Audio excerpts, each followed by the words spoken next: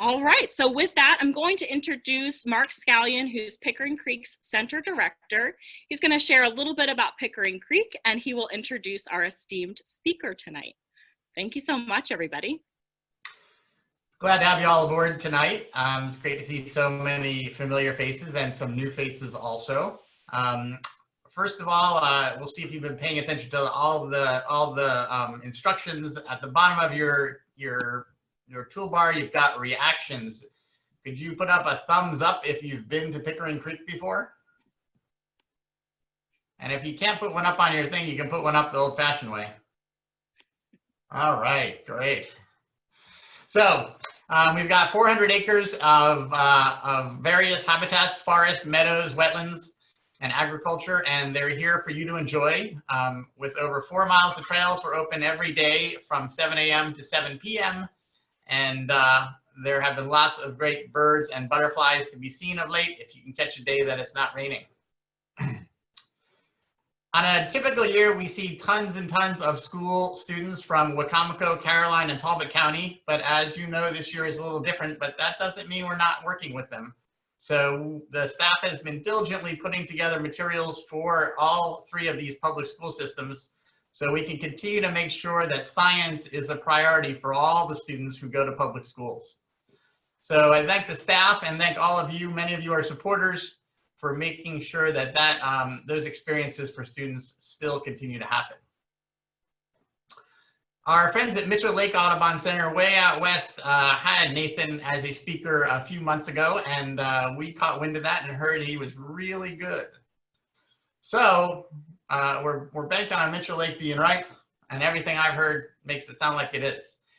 Nathan found his kind of calling, so to speak, of earbirding, probably the same way many of us did, are in the same situation that many of us are in that we hear birds and we can't quite put our finger on what sound we are hearing. I know that's my challenge, and at the end of tonight, we'll probably have all of our problems solved.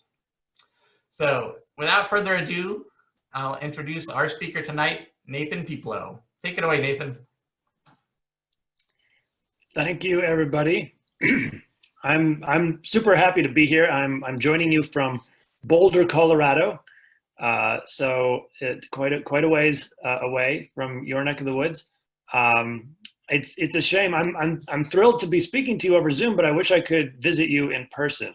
I like to visit and give these talks in person, and hopefully we'll get back to that at some point after the pandemic has passed. I did get to speak last year or the year before to the Horticultural Society in Annapolis. And I came across to the Eastern Shore for a day of birding when I was visiting Annapolis.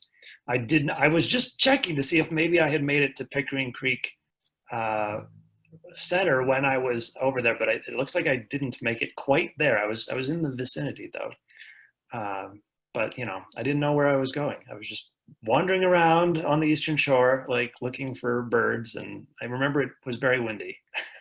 It was March, I think. Not exactly the best time of year, but that's when we were there. So I'm going to share my screen here, and we're going to get my presentation up. There we go. And can everybody hear that? Does it sound good? Perfect. All right, great. So, whoa, what's going on? Did I make that happen? All right, my yellow throat disappeared. Let's see if I can bring him back. There we go. Yeah, he is supposed to disappear. He's just supposed to disappear on cue when I tell him to. So I just wanted to talk a little bit about what I'm going to be talking about tonight. I'm going to be talking about what birds are actually saying when they talk to one another. And, you know, the yellow throat here is just here to brighten our day and just to kick us off with a test sound. But what you see there, you see that kind of squiggly line up at the top of the screen there. That's what we call a spectrogram. And that is a computer-generated graph of the bird's sound. And in this case, that's the song of the common yellowthroat right there that we just heard. And that's what it looks like. And we're not going to spend a lot of time talking about spectrograms today. We're not going to learn how to read them. But I will just tell you that occasionally during the talk, you might see some weird squiggles appear on the screen when a bird is singing. If that happens, that's the spectrogram of the bird's sound. And that is actually the picture of the bird's sound that's being generated by a computer. And people ask me, I wrote a field guide to bird sounds, and people have sometimes asked me, how do you write a field guide to bird sounds? How do you actually illustrate them? And the answer is with spectrograms. That's how you illustrate them. So again, that's not our main focus tonight, but I just wanted to let you know that you might see some squiggles today. And that's what that's all about. I like to say that all around us, all the time, the birds are always telling us who they are and what they're doing. But we can't always understand them because we don't speak their language. However, we can learn it. That bird just told you that it's a red-winged blackbird. It also told you that it's a male. It also told you a few other things, but we'll get to that in a minute. That bird also just told you that it's a red-winged blackbird. It told you that it's a female, and it told you a few other things, which we'll get to in a minute.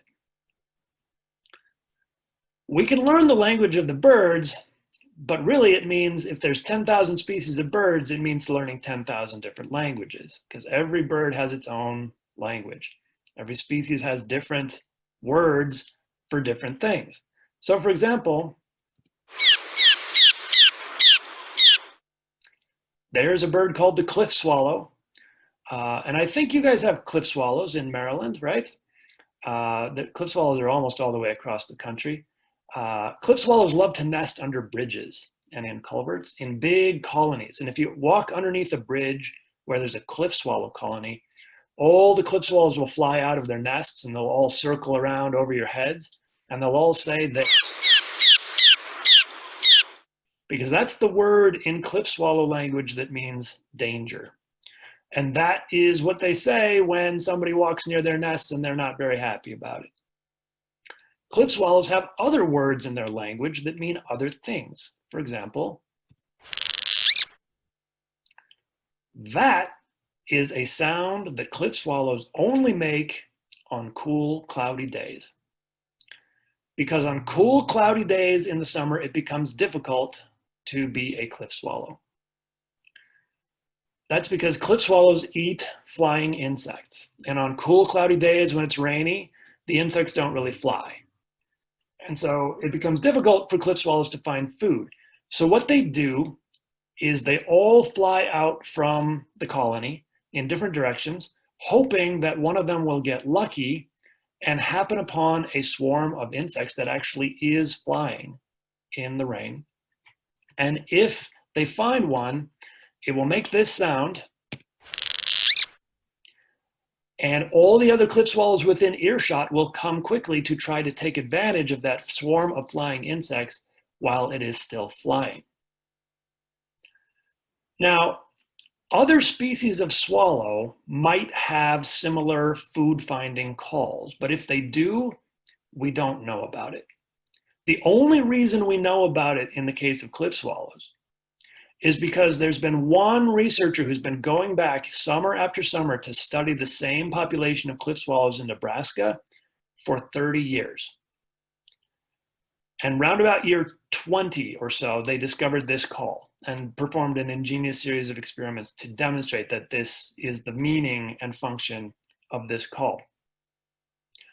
Very few birds have been studied as well as the cliff swallow. In fact, very few birds, the vocal communication of birds has been studied in very few species. So when I tell you that a particular sound means a particular thing, it's probably because that species has been well studied. But the vast majority of birds right here in North America have not been well studied in terms of their vocal communication. So a lot of times we don't really know what those birds are saying, and it's going to take a lot of more study to figure that out.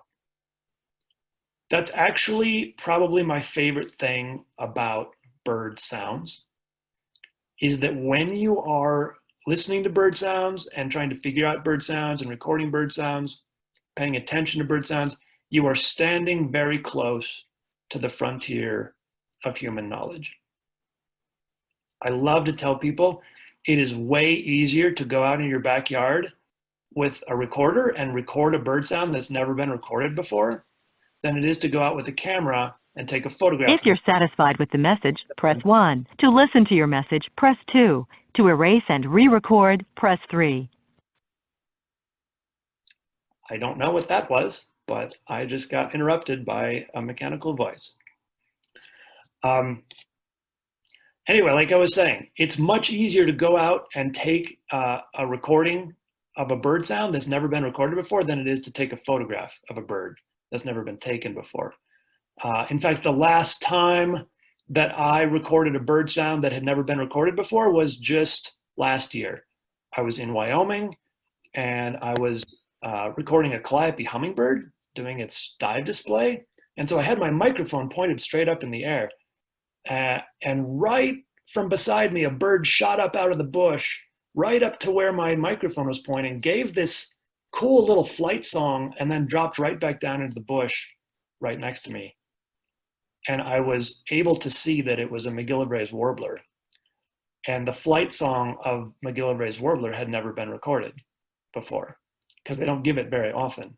But that's a common bird throughout the Western United States. And we knew that it had a flight song because it had been reported in the literature, but nobody had ever actually caught it on a recording before I did that last spring. And you could also go out in your neighborhood and record a bird sound that has never been recorded before, including from very common and widespread species. And we'll talk more about that later in the talk. But that's actually one of the most exciting things I think about bird sounds, is that there's so much potential to actually learn something new that nobody's ever figured out before about bird sounds.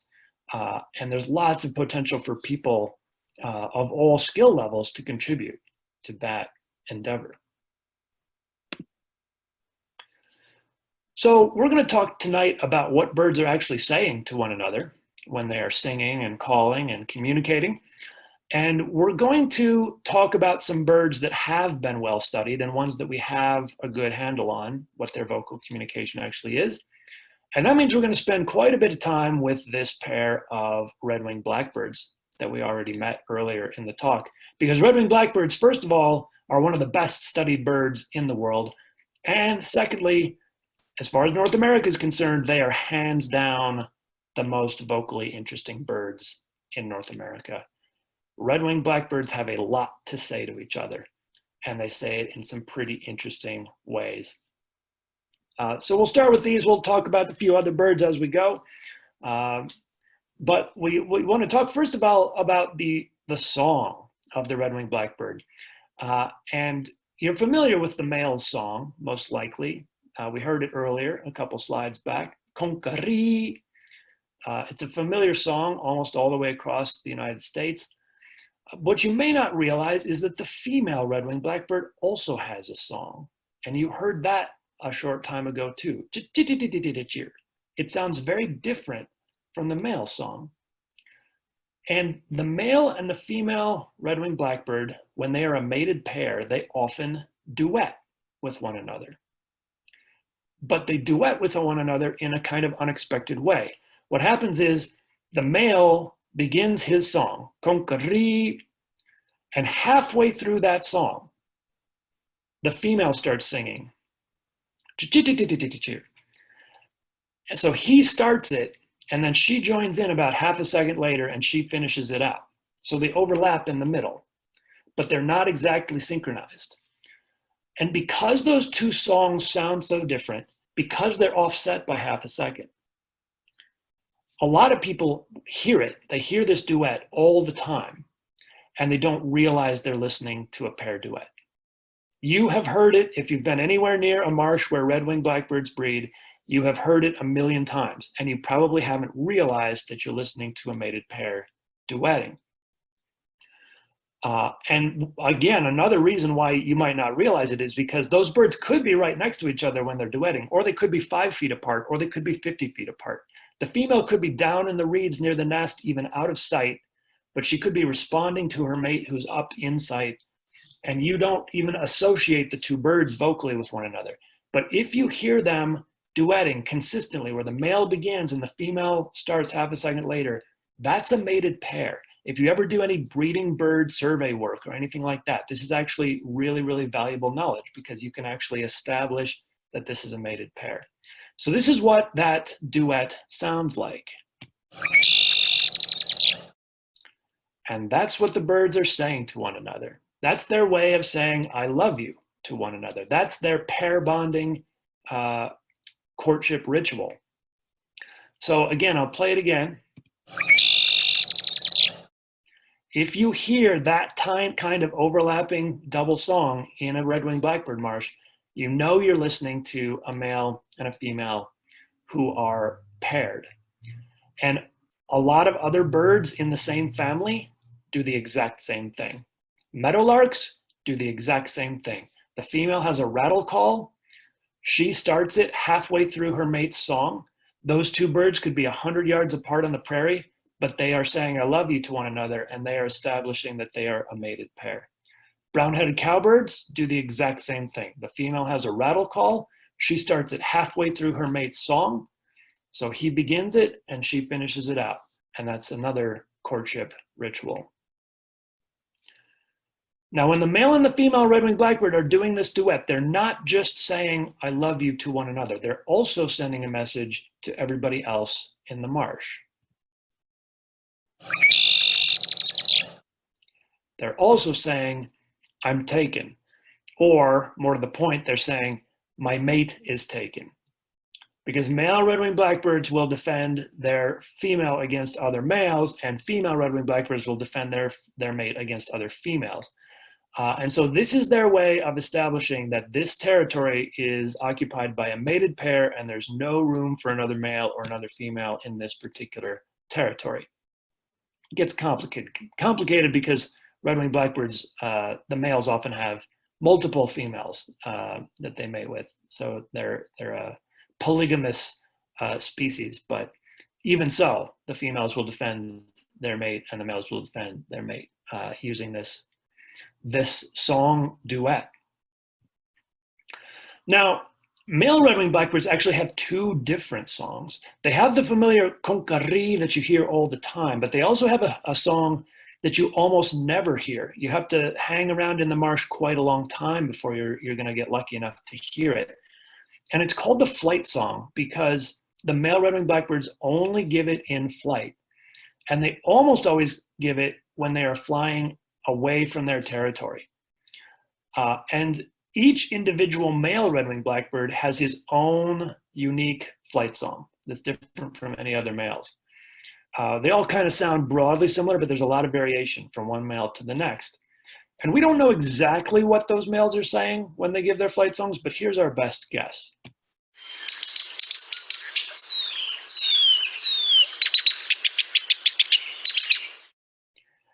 Now when you hear that flight song, it sounds like a long string of call notes. And that's basically what it is, except it's a very specific string of call notes. And like I said, it's different for every individual male. But usually it's a long string of call notes with one or two of those long seer, seer whistles in the middle. And you'll hear that only when the birds are on the wing. Now they give it when they're flying away from their territories, but they don't give it every time that they're flying away from their territories. And sometimes they'll give it when they're on their way back to their territories from being gone. So it's a little bit unclear exactly what the purpose of that song is. But like I said, our best guess is that it's a signal to the mate that the male red-winged blackbird is commuting to or from his territory. The female red-winged blackbird also has two different kinds of songs. So you already heard the I love you / I'm taken song. But she also has a more aggressive song that she uses to defend her territory against other females. And it sounds like this.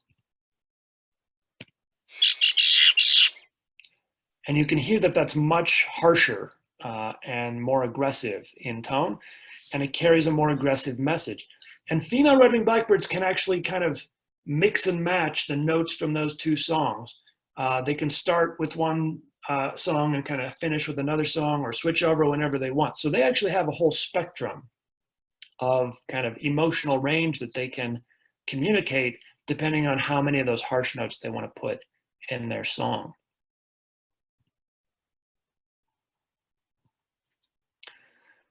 Now, when we're talking about bird language, sometimes one sound can have many meanings. And that shouldn't surprise you, because human languages work the exact same way, right? In English, we have a bunch of words that actually sound the same as each other, but they're different words. They have different meanings. And when that happens, we figure out which meaning is intended from context. Birds do the exact same thing. So for example, here's our little friend, the ruby-crowned kinglet. And when the ruby-crowned kinglet is on the wintering grounds, on the breeding grounds, they have songs and a bunch of different calls that they give. But on the wintering grounds, they mostly just give one call over and over again.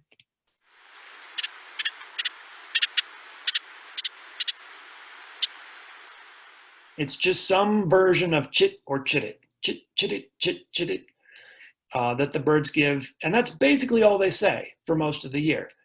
Now that single sound has to accomplish several different functions at different times. First of all, it's used when the birds are in a flock to keep track of each other. It's a contact call to keep a flock together.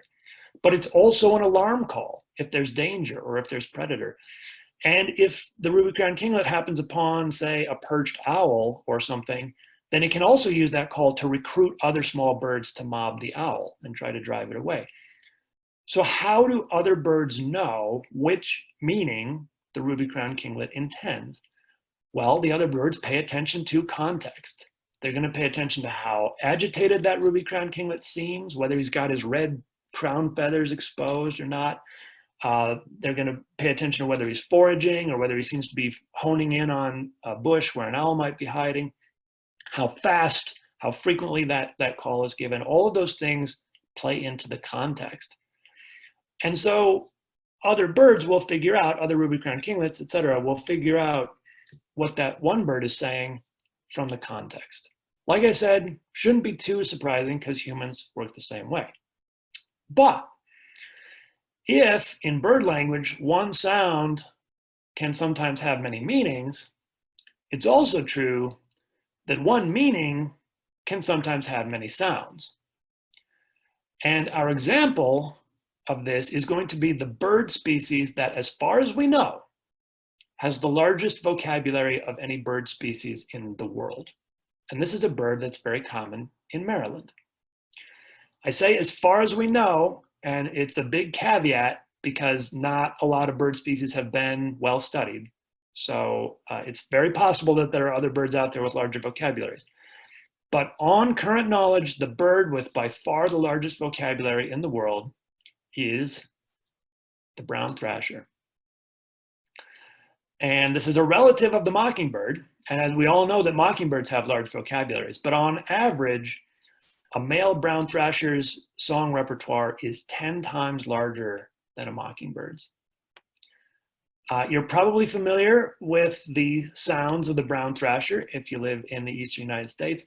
They sing about a 1 second phrase, and then they have about a 1 second pause, and then they sing a different 1 second phrase, and then they have about a 1 second pause, and they keep doing this. And the phrases that they sing are usually different from one another. So for example, I'm going to play you a little bit of brown thrasher song, and I want you to listen and try to figure out whether and when the bird repeats itself.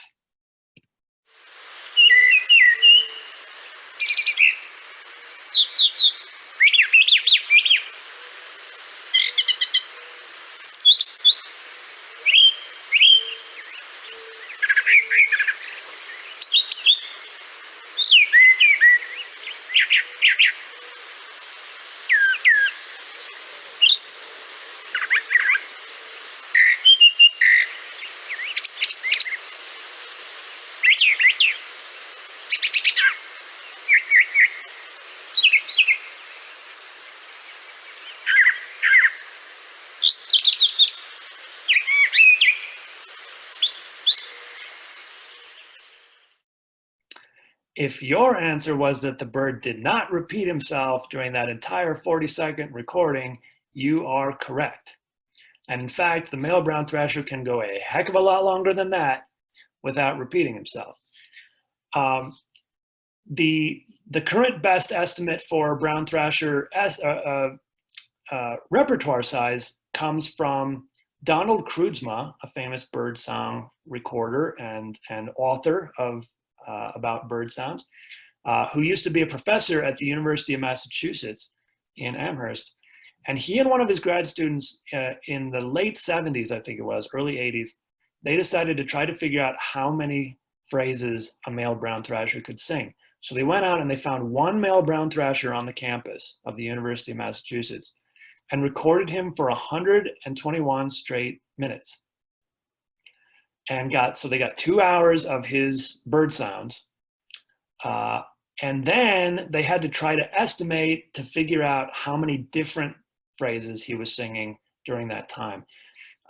And they couldn't actually get the exact number because to do that would require you to compare every single sound to every single other sound. And that's billions of comparisons. It's too much.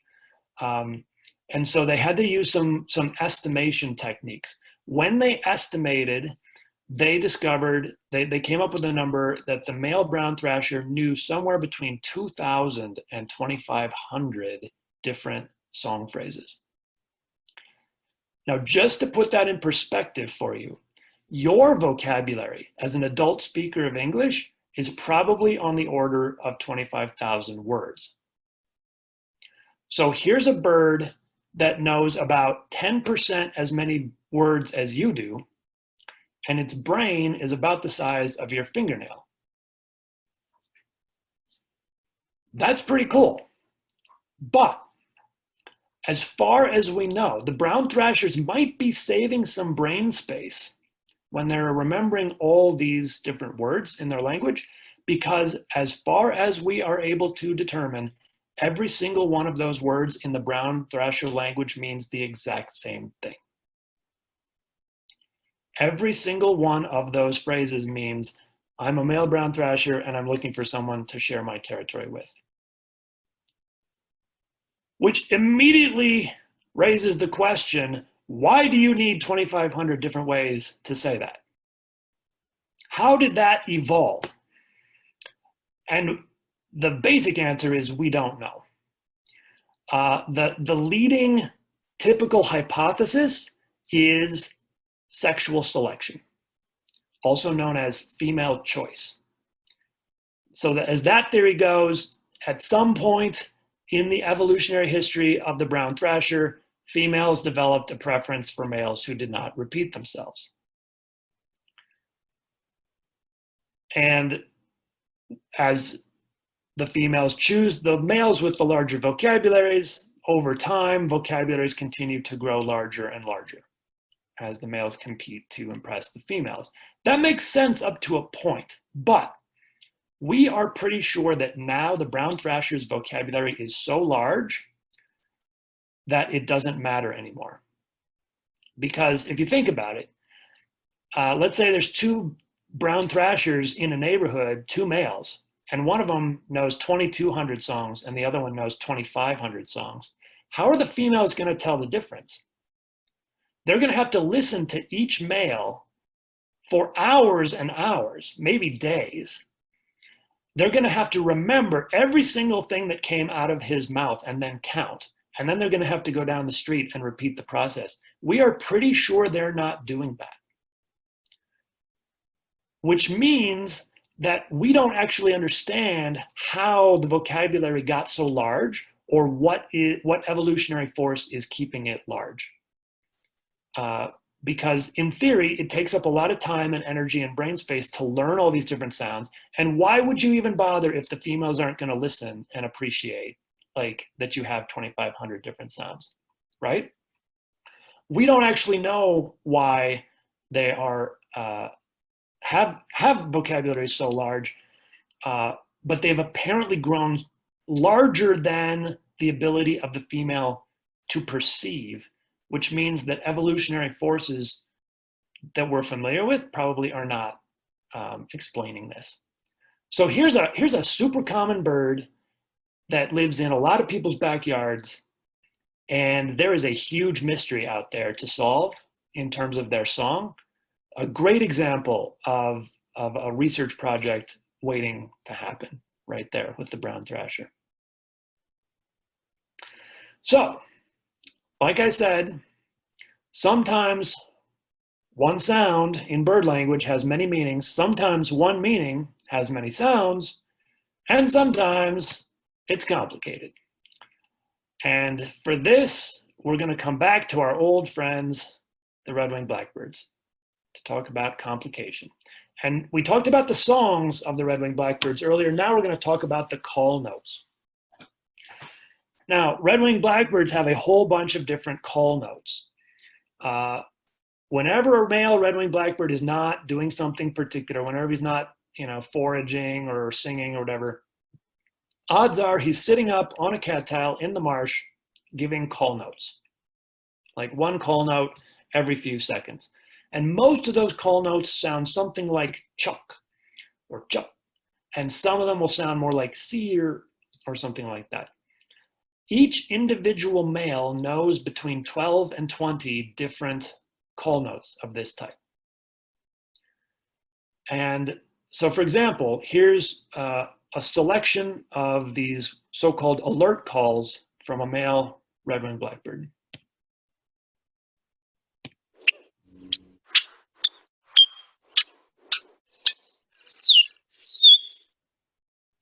There's 10 different call types from a male red-winged blackbird. That could be half of that individual male's call repertoire. He could know up to 20 different calls of this kind.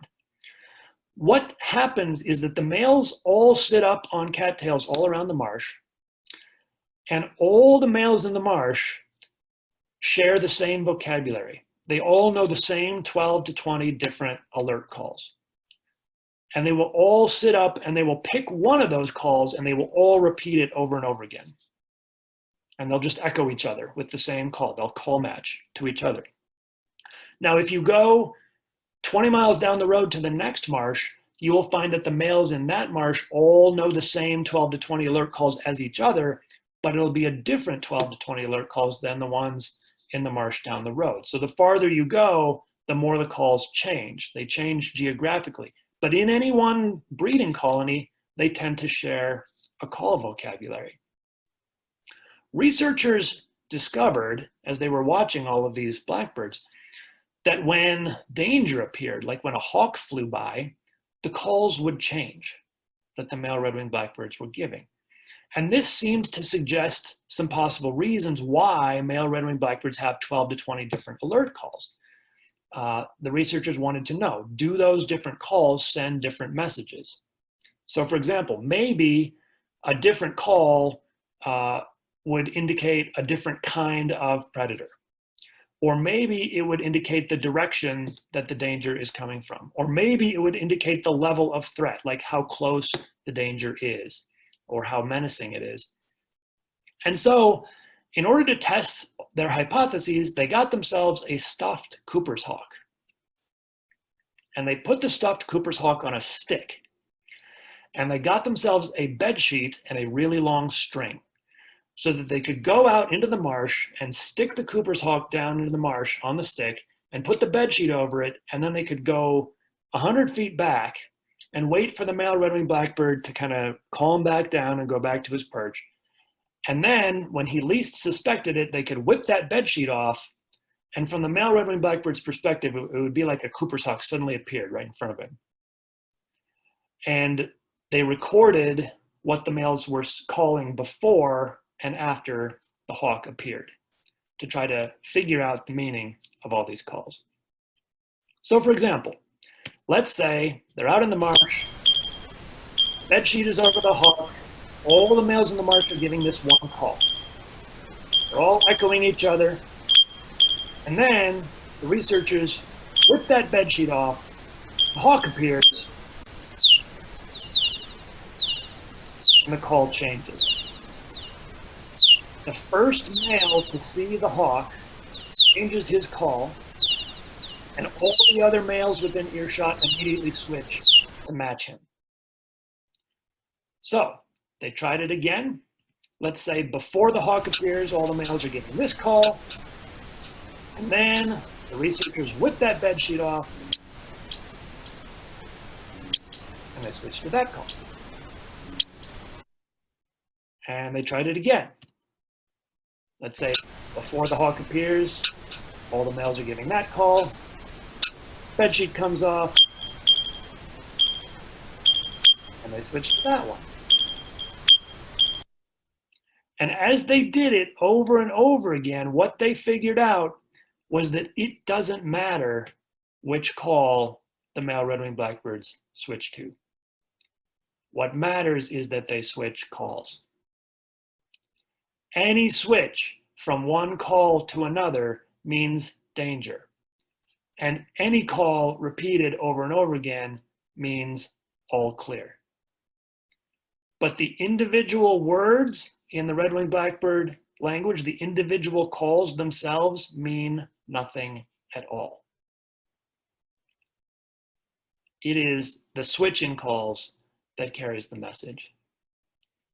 And when I learned about this, my mind was blown, because we're so used to thinking that birds communicate the same way we communicate. We're so used to extrapolating from what we know about our language into the languages of other species. But like I said, there are 10,000 different bird languages, and every single one of those species has devised its own ingenious mechanisms for getting across the messages that it needs to send. And they have found other ways to communicate besides the ones we're familiar with. So here's a species that, when it comes to its danger calls or its alert calls, has devised a language where only the syntax carries the message and the words themselves don't even matter. So that's a fantastic example, because again, this is a super common bird, probably the most common native bird in North America. It's one of the few birds we've really studied well. I don't even know how many other birds have similarly surprising stories, but there's so much more that we could learn right in our own backyards. That brings me to the books that I wrote, the Peterson Field Guide to Bird Sounds of Eastern and Western North America. These two books I hope to be a dictionary for the language of the birds. And if this were an in-person talk, then we could have a whole book signing and everything after the talk. But as it is, if you want these books, you're going to have to go purchase them on Amazon or something, and then I'll have to sign them for you years from now when we have a vaccine down the road. But I wanted these books to put together in one place all the knowledge that we currently have about bird sounds in North America. So obviously, one thing that the books will do is that they will tell you what each species is saying. So you can look up each bird and it will explain kind of its vocabulary and what we currently know about what that sound means and how it's used. And you will see very frequently the words, more study needed all across the book. Another goal of mine in writing these books was to develop a standard vocabulary that we can use to describe what we're hearing. Because we already have a standard vocabulary to describe how birds look. We all agree on the names of the colors. We agree on the names of the parts of the bird. We agree on the names of the visual patterns. For example, we agree on the difference between a spot and a stripe. There's no reason why we can't do the same thing for sounds. It's just that we never have, sat down and said, this is what we're going to call everything that we're listening to. So that's one of my main goals in the book, is to use a standard vocabulary for sounds, to develop a standard vocabulary for sounds, and then use it consistently throughout the books. And use something, I tried very hard not to invent new words. I tried very hard to use as many words that people already use to describe sounds, but then to define them precisely so that we're actually knowing exactly what we mean when we talk about sounds. Another great thing that the book allows you to do is to compare similar sounding species.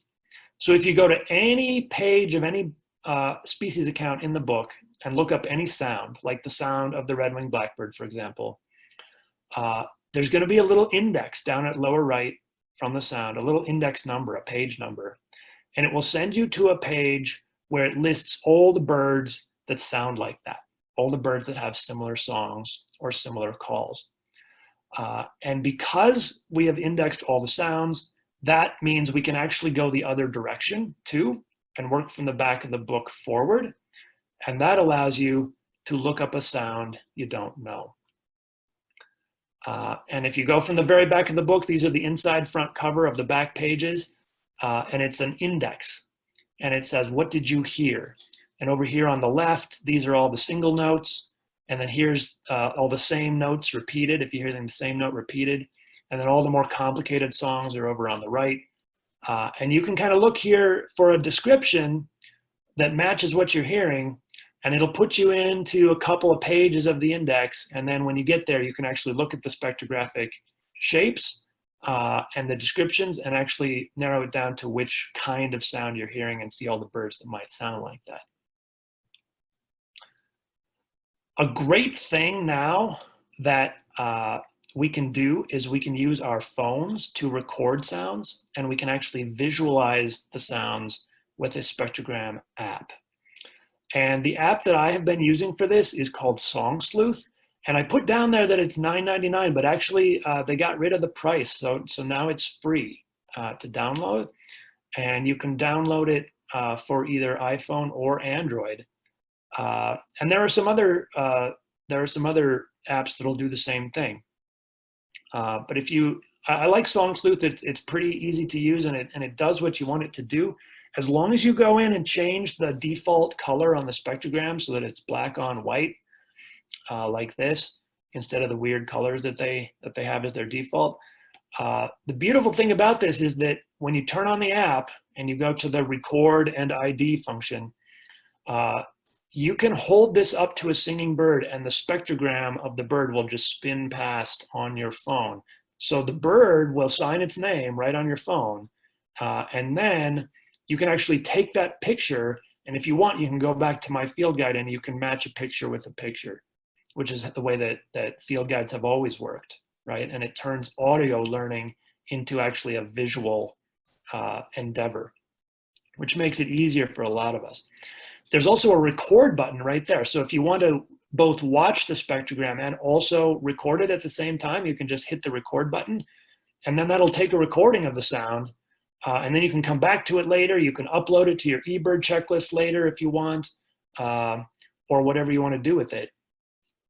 And notice that it says record and ID, because the goal of Song Sleuth, the purpose of Song Sleuth, is to try to automatically identify the birds in your recording. So if you record a cardinal, it's going to try to tell you that you recorded a cardinal. It's going to try to tell you what you recorded. Unfortunately, it's not very good at that yet. And so I don't use it for that. I just, when the ID thing comes up, I just hit cancel, because 9 times out of 10, it's going to tell you the wrong thing. These apps are getting better, and in a few years, they'll probably be pretty good. But right now, they're still not very good at identifying the sounds themselves. But this one's great at visualizing and at recording. And the beautiful thing about that spectrogram as it's going across too is that you can just hit it with your finger and stop it. You can pause it. Like the app will keep recording, but the picture will stop. So you can like look at that. You can pinch to like expand it in any direction. So you can zoom in on the spectrogram, and it's really nice. I used it just last weekend. We had a Louisiana water thrush, and I was recording it, and there was some debate about whether it was a Louisiana or a northern water thrush. And I was like, well, the call notes are distinctive if you see them on the spectrogram. So we got out my phone and recorded it, and then like zoomed in, and we're like, oh, that's Louisiana. So very useful. And then I should mention too that there is a website that accompanies the books, and it is petersonbirdsounds.com. If you go there, it will immediately redirect you to another URL on the All About Birds website, because the Cornell Lab of Ornithology has been kind enough to host this sound collection for me. And it is, if I do say so myself, the most complete and best curated audio collection for North American birds ever assembled. You can listen to 7,500 sounds from over 700 species. And if you listen there, you can go to the website and you can type in any species name that you want, and then it'll pull up all the different sounds that we have for that species. You can click on any of them. It's the same engine that runs eBird. So if you click on any of them, you'll see the spectrogram, and you can hit play, and you will watch the spectrogram go past as you listen to the sounds, which is great because it's a great way to kind of learn how to read spectrograms and associate sounds with pictures as you go. I should say that the one drawback to this website, it's free to use for anybody, so no purchase of the book is necessary to use this website. The one thing that you do need to use the website is a data connection, because all of the audio is streaming and you can't download anything. That would have been too expensive to purchase the rights to all those sounds to download, but I was able to purchase the rights to stream them.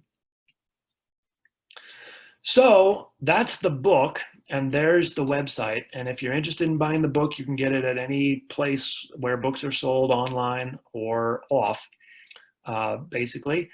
And we can talk more at this point about anything else that you want to talk to. I'll be happy to answer questions.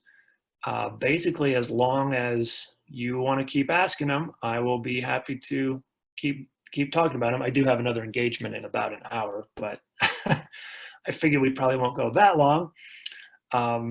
So yeah, thank you very much for having me. And does anybody have any questions? Thank you so much, Nathan. We do have a few questions that have been coming in the chat. So I'm going to actually start with a couple questions that were sent to us right at the beginning before our presentation started. So the first is, how much time did it take for you to do each book? And were there some parts that were more challenging to create the books? Yes. So the second book went faster than the first book, for sure. Quite a bit faster because I knew what I was doing the second time around. But the two books together took me 16 years. So I started in 2003, and the second book was published in 2019. So that was a good long time.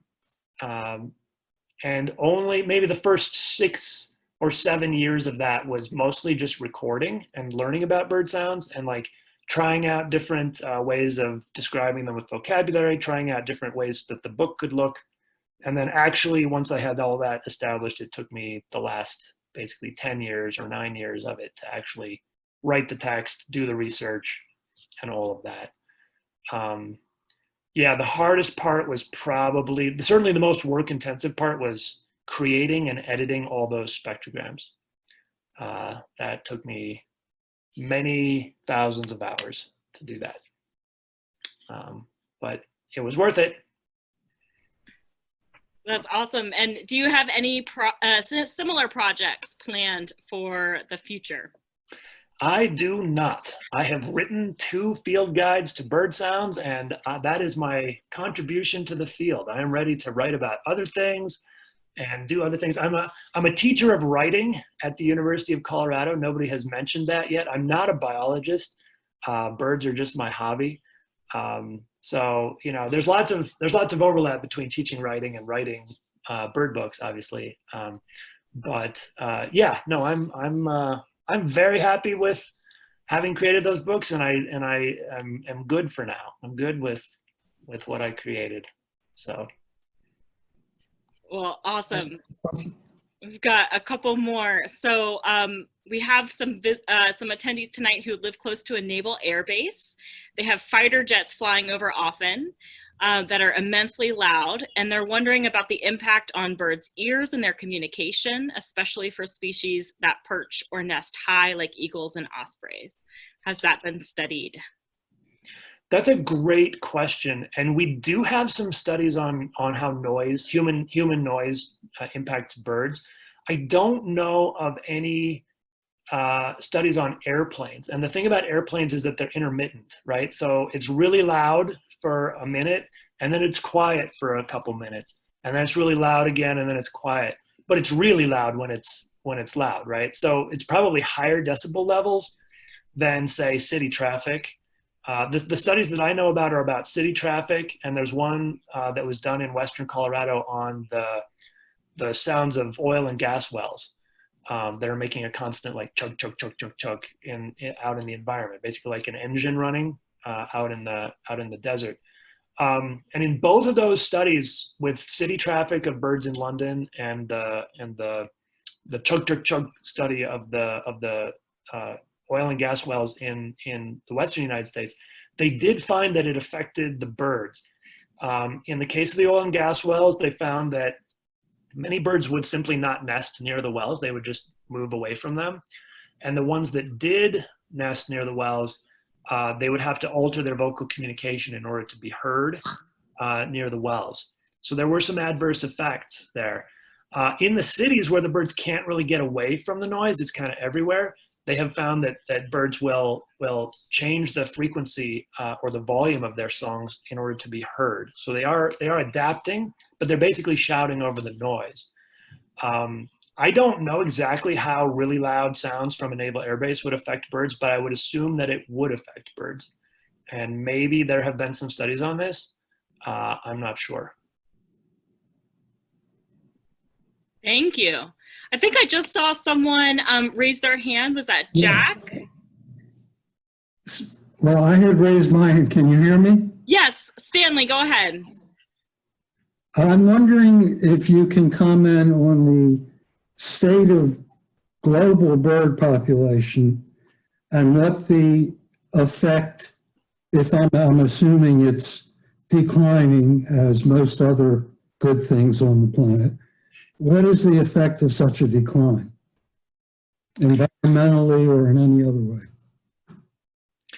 So my understanding is exactly the same as yours, that bird populations are in decline basically worldwide. Almost all bird populations are in decline, usually steep decline.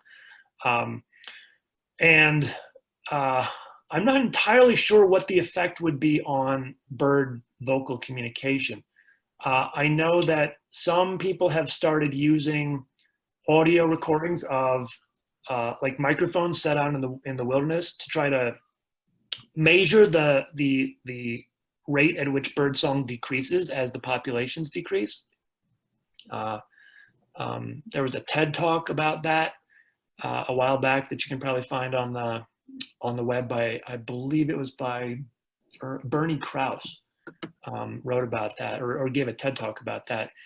And one thing that you will note is that as you take individuals out of the population, the diversity of the genetic diversity falls, and also probably the song diversity falls. And so birds will probably start sounding more like each other, and there will be less diversity of sounds as populations shrink.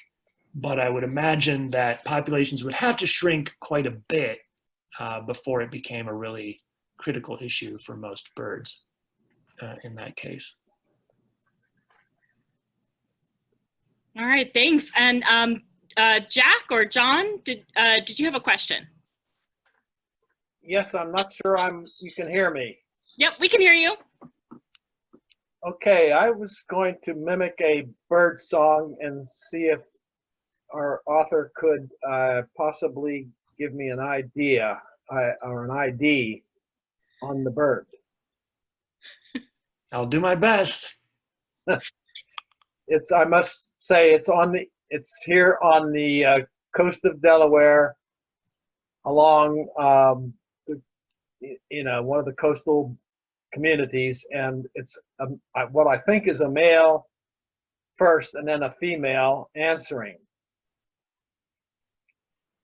And it's just happened in the last few weeks, and then now it's stopped. So it might be a transient bird. But anyway, here goes.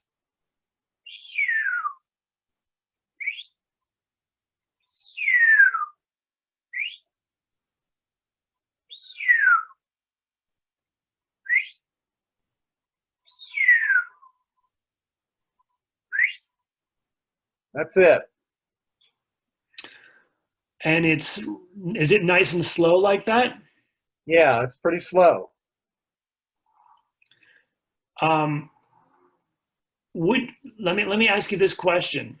If you turned the two notes around and did them in the other order, would it sound like Bob White? No, not a Bob White. Because if it did sound like that, Bob White's, you're familiar with like They've become very rare, and we don't even hear them here anymore.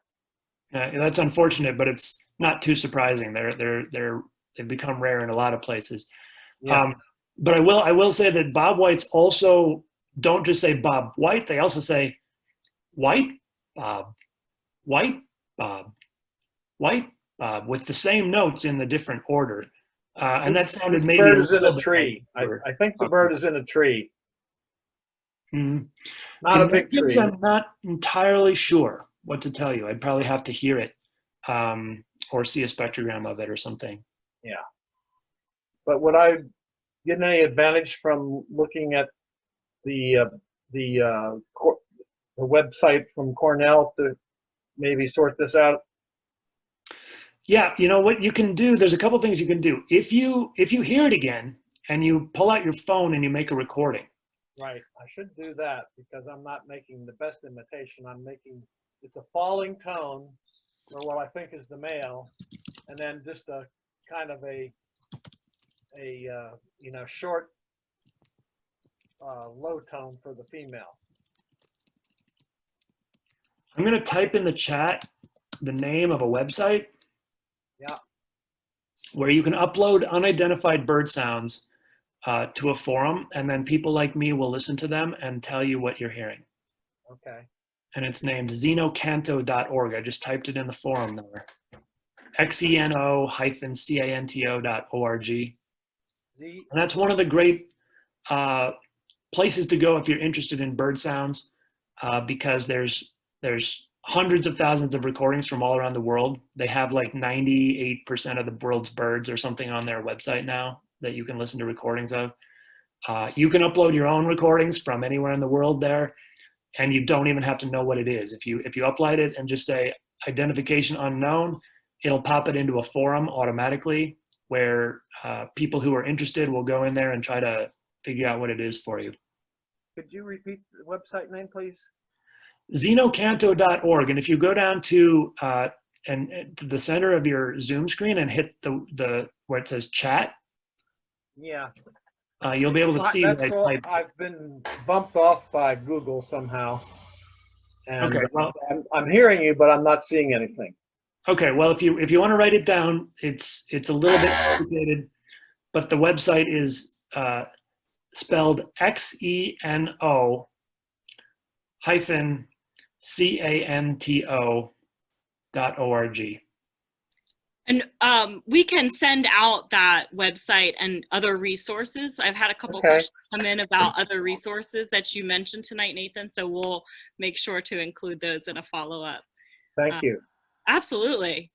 So I had a couple of questions about the brown thrashers and the red-winged blackbirds. So one is, do all male brown thrashers use the same phrases? And curious about what makes certain bird species more heavily studied. So why is there so much research on red-winged blackbirds and brown thrashers? So first question first. No, all male brown thrashers do not sing the same song phrases. They definitely have different phrases as you move from male to male. They may share some brown song phrases, but their vocabularies are so large that we haven't managed to figure that out yet. I would not say that brown thrasher is a well-studied species. There's been really just this one study where they looked at one bird and tried to figure out how large its vocabulary was. And as far as I know, nobody's ever done a lot of follow-up on that species. So there's a huge gap in our understanding of brown thrashers. Red-winged blackbirds have been well studied primarily because they're so easy to study, because they are common and they nest in big colonies, and it's easy to walk into the marsh, and you can do all sorts of cool experiments with all these brown thrashers without like messing too many things up. So right now, most of the birds that we've studied have been birds that are either easy to study, like cliff swallows, where you just walk under a bridge and you have access to 500 nests, or brown, red-winged blackbirds that are abundant all around the country. But there's a lot of birds that haven't even been well studied, like American robin, for example. That's a completely abundant species. And so, some of the birds that have been well studied are birds that are easy to keep in captivity, like zebra finches, or birds like that, where you can raise them in the lab. But a lot of birds we don't know much about yet. So there remains much to be done. A good reason to encourage young people to become scientists. Or, older people to become citizen scientists. Absolutely, absolutely. So we had a great question. What is the deal with pishing? So pishing is this, psh, psh, psh, psh, psh, psh, making sounds like that when you want to rile up birds. And so that happens to sound a lot like the alarm calls of a lot of small bird species. And there's actually a very good reason for that, because that kind of sound is a broadband sound. So it covers a wide range of frequencies. And so there's been some research, there's various research and various theories on this, but there's some research that says it's kind of universally recognized as an aggressive signal. There's some indication that kind of sound is not necessarily as easy to locate. So the bird can call an alarm without necessarily giving away its location quite as accurately to a predator. And also, there's some convergent evolution potentially at work, where it's to all the birds' advantage if they all recognize and can produce each other's alarm calls, because that way the kinglets can look out for the chickadees instead of just the kinglets looking out for the kinglets. So you get these kind of psh, psh, psh, psh sounds that they're different from species to species, but they all have kind of that broadband quality, that kind of noisy quality. And so when you are making that sound yourself, you are kind of imitating a general alarm call of a general species of bird, and a lot of different birds will respond to that. They will think that some bird is upset, so they should get upset too and figure out where the predator is or where the danger is, and maybe come and mob the owl or whatever, or the birder. Great, thank you. I hope you're okay. We still have a lot of questions that are coming in. So. I'm good. Okay, great. So this question was from Tina. She said she noticed that one of the recordings was from 1953, and that made her wonder if there have been records of birds that have changed their songs or calls over time. Yes, there have been, and we're only now starting to figure this out. There was actually just a cool study that was published just a couple months ago about white-throated sparrows changing their song dialects, and so that they've actually simplified their songs. And this simplified song with because it used to be like dee dee dee dee dee dee dee dee dee with that like triplets at the end, and now there's a dee dee dee dee dee dee dee dee like that's got a much kind of shorter rhythm at the end, and not the triplets, like couplets instead. And that song is apparently sweeping from east to west across Canada and becoming like the new thing that white-throated sparrows sing. And it's only happened in the last couple of decades, which means like if you went back 500 years, maybe the white-throated sparrows would sing something totally different that we don't even recognize. We don't know exactly the rate at which songs change. Donald Kreutzma, in one of his books, writes about evidence that bellbirds in Costa Rica may have changed their songs as well from like the 1950s to today. And we're only over time, we're only now starting to get enough kind of evidence from old recordings that we can actually point to this. in a few species. The very first bird sound recordings were made back in like the 1930s. So we're not even 100 years into bird sound recordings yet. There were actually bird sound recordings made of the last known pair of ivory-billed woodpeckers. They drove a big pickup truck into the swamp because the whole back of the pickup truck had to carry the recording equipment. That's how big it was at that time. It was like a supercomputer, right? And they drove it up to the nest tree and recorded those sounds. And you can go listen to the last ivory-billed woodpeckers now online because they did that. And there's also a few other extinct bird species that we have recordings of, like Bachman's warbler. But otherwise, if it wasn't recorded, we have no idea what stuff actually sounded like back in those days. Wow, fascinating. I have a question about blue jays. When they make a little musical sound, does that mean, ooh, I see something interesting, or there's food, or do you know what that means? So blue jays and that whole corvid family, the crows and the jays and the ravens, they are extremely intelligent. They are extremely complicated, and we don't understand their language very well at all. Blue jays have their typical kind of jay calls, right? The jeer, jeer, jeer that they're constantly doing. But they also have these other calls called pump handle calls, which is that kind of tinkling musical, like giddy-giddy sound. And it actually sounds very different from like one region of the country to the next.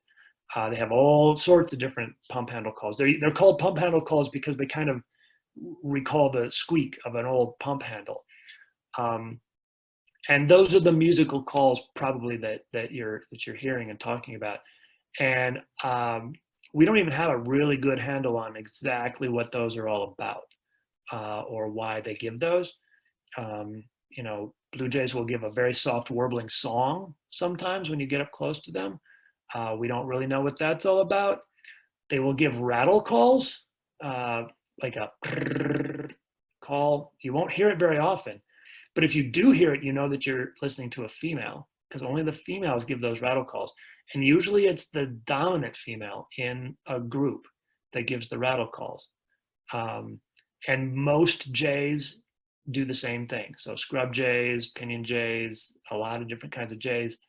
And also crows and ravens, they have those rattle calls, and it's usually from the dominant females when you hear them.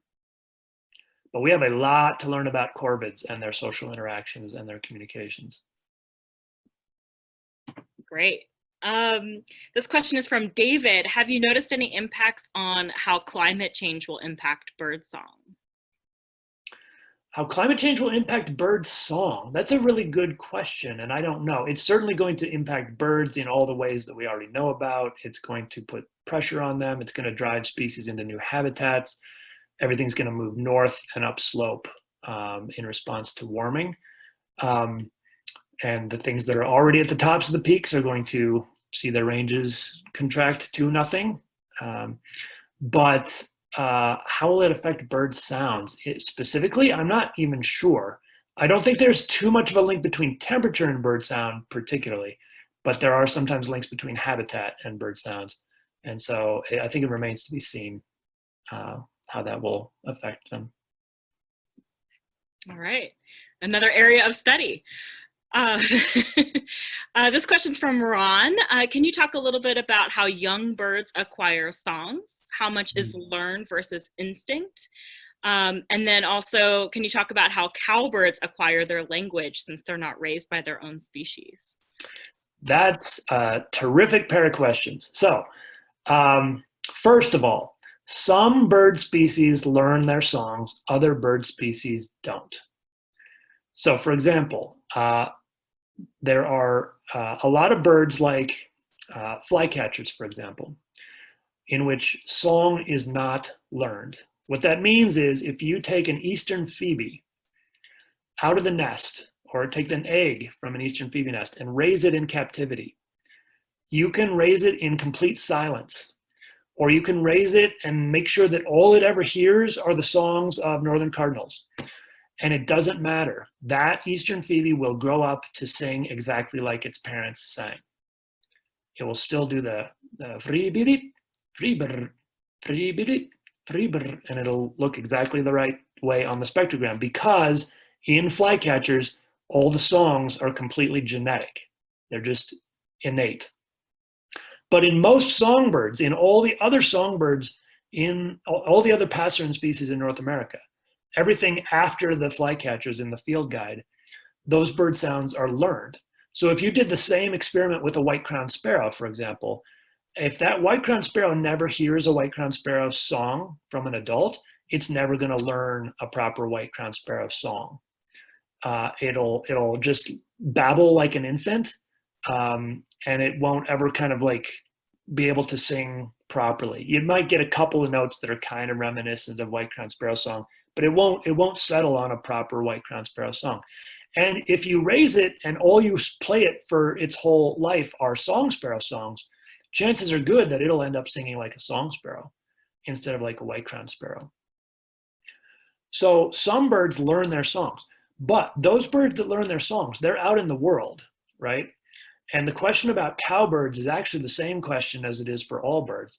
Because song sparrows, for example, they go away from their parents and they go off and they spend the winter, their first winter, off somewhere, and then they come back and they have to establish a spring territory, and they have to have learned song sparrow song by then, which means that during their whole life, their first year of life, they're listening not just to song sparrows, they're listening to all the birds in the forest. They're listening to the Carolina wrens, and they're hearing the cardinals, and they're hearing whatever else is singing around them. They have to have some genetic clue in their brain that says, that song, that's a song sparrow song, that's my species song. And then they have to key in on that, and they have to learn it, and they have to practice it before they can produce it. And so that's what we call subsong. You'll hear juvenile birds in fall and in winter singing like it sounds kind of right, but it's a little off, or it keeps going on longer than it should. As the winter progresses, their songs will get better and better. They'll get closer and closer to their species song because they are practicing and because they are working on it. So birds that learn their songs, they do this. Cowbirds, if you've ever noticed, like I was just out birding a couple of weeks ago, and we ran into a flock of juvenile cowbirds. They were all young cowbirds that were born this year. There were no adults around. There were like 15 of them, and they had found each other and they had flocked up. You know, it was obviously post-fledging. They had been fed all the way by whatever host species raised them. Then they had found each other, and now they're like gonna hang out together all winter long. And so cowbirds have some genetic clue that tells them, I am a cowbird. That's my species. I need to hang out with birds like that. I need to sing like birds like that, because cowbirds learn their songs, and they learn them from other cowbirds, and they have something that tells them the difference between a cowbird and a non-cowbird, which is fascinating. And an interesting fact too about cowbirds, cuckoos in Europe, they lay their eggs in other species' nests as well. Our North American cuckoos don't do this, but European cuckoos are nest parasites like our cowbirds. And what's interesting about the cuckoo nestlings is that the cuckoo nestlings will imitate the begging calls of the other young in the nest, whatever species it is, right? And they don't sound exactly like it, but they'll kind of like try to sound like the other birds in the nest, even if it's a totally different species. Cowbirds do not do that. All brown-headed cowbirds have the same begging call, and all bronzed cowbirds have the same begging call.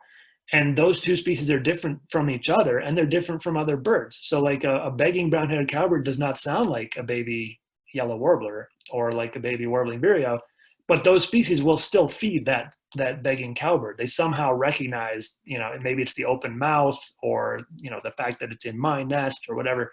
They still respond. The parents still respond to those calls, even though they're different from their own species begging calls, which is fascinating. Yeah, that's really cool. From Francisco, how widespread is interspecific mimicry among songbirds? It's very widespread. Imitation is very widespread, and I will use the word imitation instead of mimicry, I know a lot of people use mimicry, but in biology, a lot of biologists will prefer the word imitation for this particular thing that we're talking about. Because mimicry in biology is a specific thing. Mimicry is like when the viceroy butterfly looks like the monarch so that it won't get eaten, because monarchs are poisonous. So mimicry is when an animal is trying to be mistaken for another animal because it's evolutionarily advantageous. And one thing is pretty true about imitation in birds is that when, for example, a mockingbird imitates a Carolina wren, it does not want to be mistaken for a Carolina wren. That would be very bad for the mockingbird, because that would mean, first of all, that it's likely to be ignored by other mockingbirds, which it doesn't want.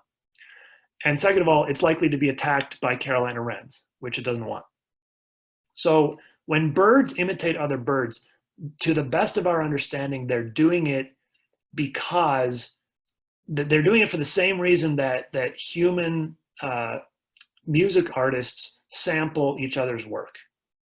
They hear something, they like it, they take a little piece of it, and then they turn it into something new. They incorporate it into their own song and make something new out of it. And they're doing that with all the sounds around them, not just the birds usually. It's pretty widespread. Obviously, there are mockingbirds and thrashers that imitate, and catbirds, but there's also starlings that imitate. There's also a lot of other birds that imitate that you might not realize imitate.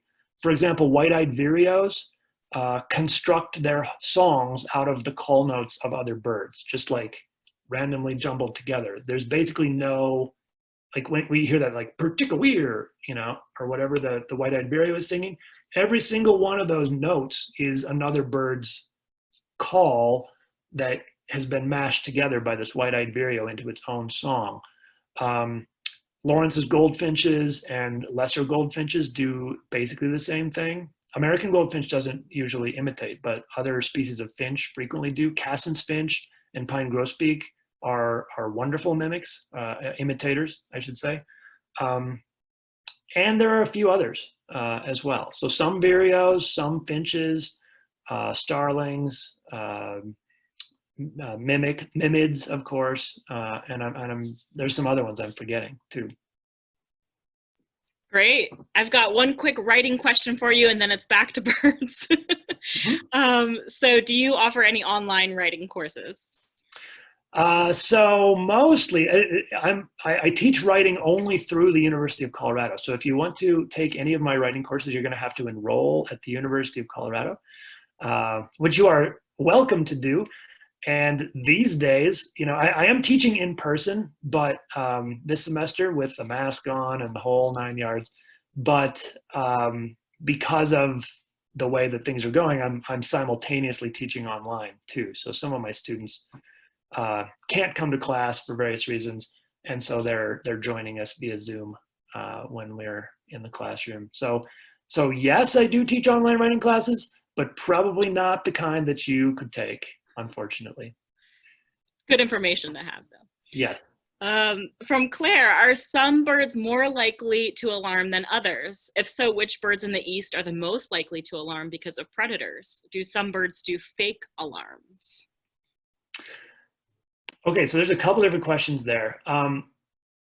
Do some birds alarm more easily than others? I think the answer is certainly yes.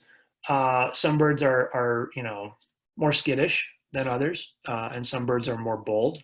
I'm not sure what I could say in terms of like what are the most easily alarmed birds in Eastern North America.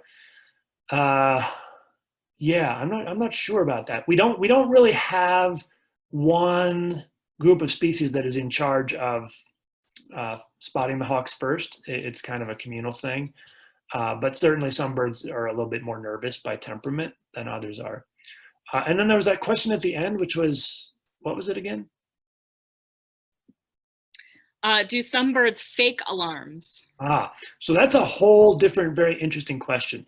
And the answer is we don't have good evidence of that yet, but it has been proposed that blue jays will do this, and some other corvids will do this. Like they might be imitating hawks, actually this might be a form of mimicry, right? They might be imitating hawks in order to make other birds think there's a hawk around. Either to draw other birds' attention to an actual hawk that is around, or to try to scare other birds into an alarm reaction, which might reveal the location of a nest or something like that. I'm not personally convinced by either of those explanations for why jays imitate hawks, simply because I've seen a lot of jays imitate a lot of hawks. I've never seen another hawk around, an actual hawk around, when jays are imitating hawks. And it often happens outside the breeding season. In fact, it's probably most common in fall, like this time of year. So I'm not even sure that either of those explanations makes a whole lot of sense. We don't know why jays imitate hawks. This might be a related question from Chris. Why do red-shouldered hawks call so much when they're apparently hunting? If they're hunting, doesn't that alert their prey? So I would have to say that I don't know red-shouldered hawks really well because we don't have them here in Colorado, but my experience has been that red-shouldered hawks don't call when they're actually hunting. They may be soaring, and it might look like they're hunting, but they're probably actually displaying. They're probably actually, if in springtime you'll see them. You know, the pair will be circling over the forest. You'll hear them calling. Frequently they'll drop their legs down while they're soaring when they're displaying to each other. You may not see the other red-shouldered hawk, but a lot of times when they're calling for another red-shouldered hawk's benefit. And so I would say that when they're really truly hunting, they're probably not calling. That would be my guess. Okay, and from Michelle, she has a wild backyard with an owl, fox family, rabbits, and lots of birds. And sometimes she notices that all of the birds go crazy. So what does that mean? Is there a neighborhood cat or a hawk or something else going on? Probably yes, and it could be a snake. It could be a fox. It could be a cat. Snakes and cats are often like hidden and you can't see them, but the birds can see them and the birds will go nuts. Or it could be an owl or a hawk, another predator. But yeah, if the birds are all going nuts, there's probably something that they perceive as dangerous that they're trying to drive away. Snakes, cats, hawks, and owls are the leading contenders. All right, I have just a couple more. From Carolyn, do you have preferred recording equipment accessible to the average birder beyond the smartphone, or is that an adequate amount of equipment? So I would say start with your smartphone. I definitely encourage people to record with their phones. Obviously, your phone is not the world's best recording equipment, but the advantage of it is that you always have it with you. And I and a lot of other researchers would much rather have a bad recording than no recording at all. And there's a lot of cool things we could do if we had more recordings from more people who were getting out their phones and recording. You can certainly, it's like photography, right? Like or any other hobby. If you get into it and you're actually going to want really good recordings, then you can talk about all sorts of other equipment. And you're probably going to want a separate microphone and a separate recorder. And the Macaulay Library at Cornell has a really good page on different kinds of recording equipment.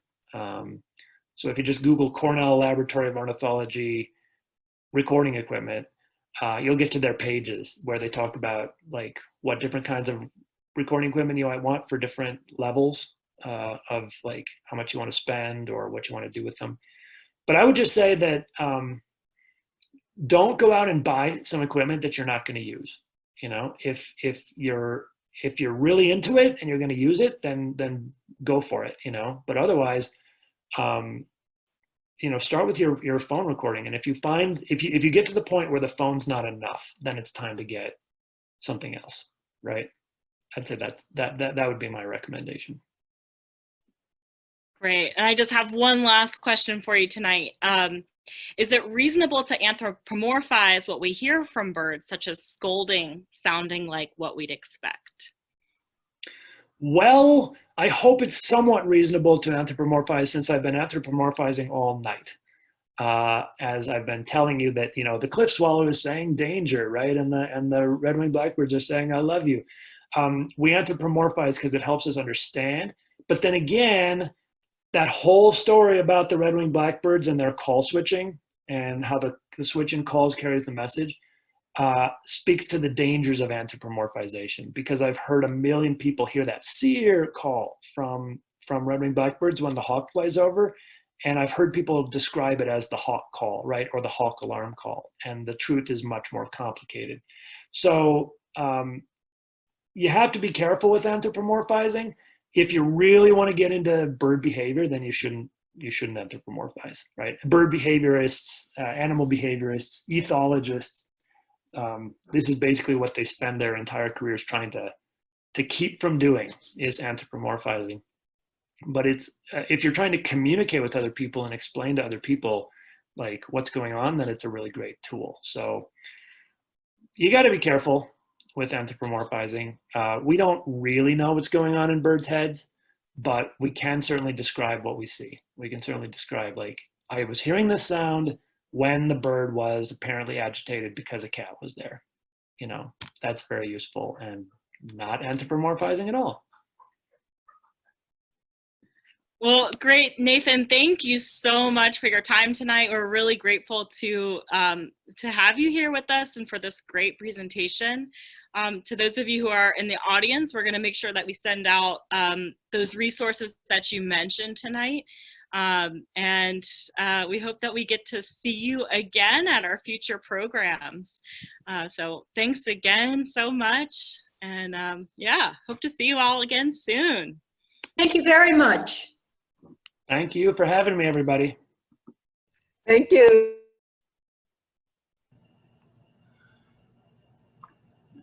Yeah, Thank you so much. Let's see. Thank you. We enjoyed it.